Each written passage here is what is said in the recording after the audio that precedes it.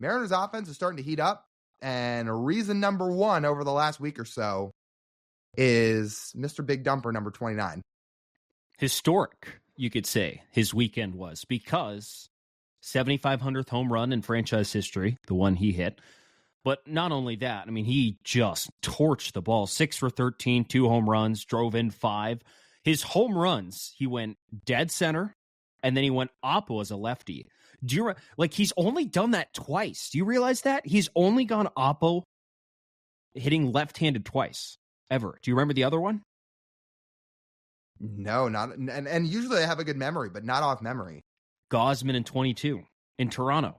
The start of Cal Raleigh's ownership of the country of Canada. That's right. He's definitely done it right-handed a couple times, like he just did in Toronto like a week or two ago. But yeah, it doesn't happen a whole lot from the left side. Oppo bombs. Yeah, that was actually, I think, his first one, right-handed. His first one ever. So he has 1 oppo right-handed, 2 oppo left-handed.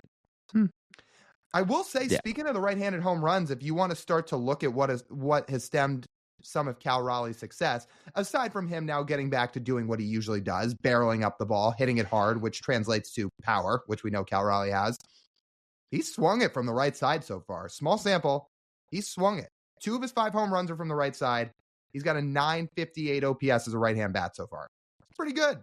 It's pretty good considering there were people out there. There was people in our comments last year saying, well, it's time for Cal Raleigh to just ditch the right-hand side and only be a left-hand hitter. Well, maybe not, people. Maybe Cal and the Mariners know what they're doing, because Cal's hit pretty well from the right side.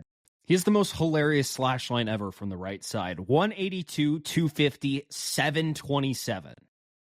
So, however you're going to get it done, you got to get it done. That's how you do it.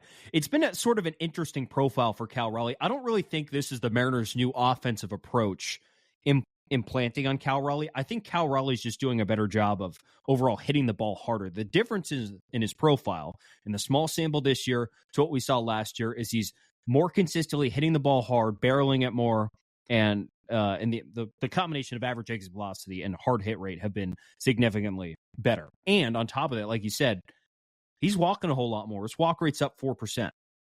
So he's seeing the pitches he wants. He's hitting them extremely hard. Then when a pitch is outside of the zone, he's done a good enough job laying off and drawing his walks, which is pretty important as a catcher, and it's reflected well in his offensive game so far.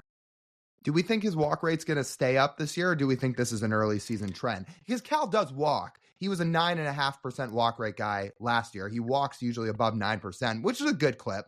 But if he's actually going to uptick it a little bit, the more the merrier. It could go up a tick. I don't know. I don't think it's going to stay at 13%. That's a little bit high for Cal Raleigh. I would be interested to see how the new approach at the plate affects Cal Raleigh and how, what of this sustains. How is Cal Raleigh going to look different with this Brant Brown approach? There was a report today. Shannon Dreyer wrote about it, and just sort of how the Mariners' offense has caught its wheels a little bit. The tires hit the ground and started rolling a little bit with this offensive approach. And I think Scott was mentioning sometime in the first 10 games that he didn't feel like the offense, that not enough guys on the offense were totally buying into the approach. Yeah, they didn't take it from Arizona back to Seattle. They kind of left it in Arizona. Now those guys are starting to sort of continue to buy into the approach and bring it to the games that actually count. And it seems like if the approach is 100% success-based, like Cal has found it. Again, we're going to see how it actually reflects in his season-long stats. But right now, he's doing exactly what you want a catcher to do. You want a catcher to just be good at something offensively. Doesn't need to be the perfect hitter. He just needs to be really good at something. And for Cal Raleigh, it's hitting the ball hard and hitting it over the fence. And I will say, the offense is starting to come together. It's not perfect. Not everybody's there yet. But in different ways and shapes, you're starting to see it formulate now. To your point about the approach starting to get better as a collective group. So Julio's last 7 games, he's hitting .464. It's pretty good. Now, he hasn't hit a home run yet. We all know that. I think there was a ball he hit in Colorado that, had it not been awful conditions, would have gotten out. But you're starting to see him time it up better. You're starting to see him hit it harder. That's a great sign. Jorge Polanco, last 7 games, low average. OPS is over 750. And we know Jorge Polanco started to get hot over the last stretches of different parts of the last week or two. And we saw him have a really good series about a week ago. So Jorge Polanco's gotten hot in different spurts. JP Crawford, he's not slugging yet, but again, last 7 games, he's hitting 267. So piece by piece, it's coming together. And then Cal's just been on a tear over the last week and a half. So yeah, it's all getting closer. The last piece here is Mitch Garver starting to really hit because they need that guy to hit. But piece by piece, it's not all perfect, but you're starting to see it get better. Did you just use batting average? Well, usually that would go against every single philosophy of this podcast. Usually I would not do that. However, in a 7-game sample, I did use it because that samples can be very small. Yeah. Interesting. Did I just get fined? I don't know how to receive that. Did I just get fined in kangaroo court for using batting average? Oh, I think you did. Yeah. You broke one of the rules of this podcast. It's like if you came out and said, TJ, I support Angel Hernandez in 100% of his decisions. Okay, Julio had a 1019 OPS in his last 7 games. Hey, that's a lot better. The problem is JP Crawford's not slugging at all in the last 7 games. However, I'm trying to pinpoint that he is hitting. So you could have said, hey, he almost hit a grand slam on Sunday. Right. And he still gets slugging points for the triple, but like we know he's going to have to hit for a little bit of power because that's what made him successful last year. But he's, again, hitting 267 in his last 7 games. I usually wouldn't talk about batting average, but it does show that he is starting to get more hits. Shame. Yeah.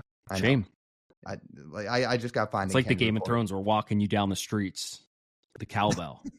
Shame.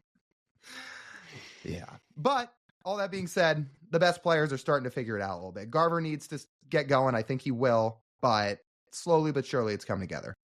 This Texas series would be a good time. Garver will be back indoors, sitting in a ballpark he's familiar with, and against a staff he knows pretty well. So that would be a good sign. But overall, right, we're seeing the combination of what we expected come together. We talked about it a little bit on the live stream on Sunday.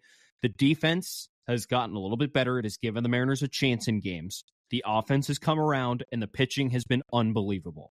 When you have those 3 combined together, it is going to be really hard for the Mariners to go on any sort of losing streak because there's too many components to winning baseball within those 3 pillars right there for the Mariners to have to worry about much at all. And there will more often than not be more wins than losses. So now, like really the measuring stick, there will already be a game by the time this podcast comes out against the Texas Rangers. But this series against the Rangers is the first true measuring stick of the season when it comes to, okay, are these tangible differences noticed against the big dogs, against the team that just won the World Series last year, the team that you could not beat? If you beat them, you were in the playoffs, but you could not beat them, so you were not in the playoffs. That's where we're measuring up against for now. Yeah, agreed. It's going to be a good series.